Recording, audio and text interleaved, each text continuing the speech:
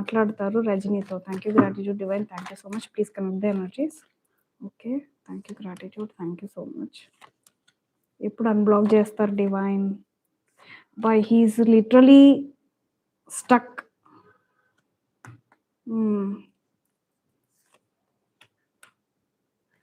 Okay.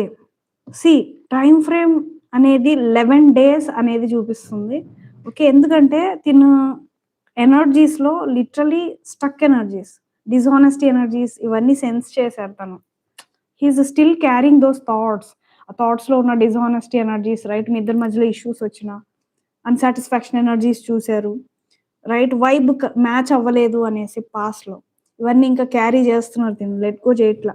What ever it is, మీ ఇద్దరి మధ్యలో someone is there. వాళ్ళు తెలివితేటలు ఉపయోగించో లేకపోతే నీ సైడ్ ఉంది అని అనుకుంటున్నారు తిను.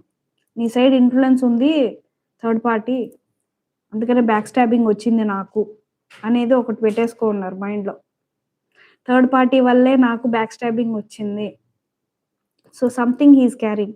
This might be the male or female, ఎవరైనా సరే. ఫ్రెండ్, మంచి ఫ్రెండ్ అయినా కూడా ఇన్ఫ్లుయెన్స్ చేస్తే అట్లాగే కదా.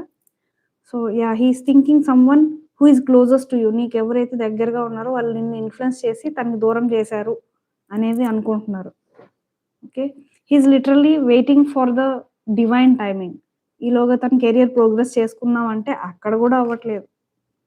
Okay. Surrendered everything to the divine. డివైన్కి సరెండర్ చేశారు.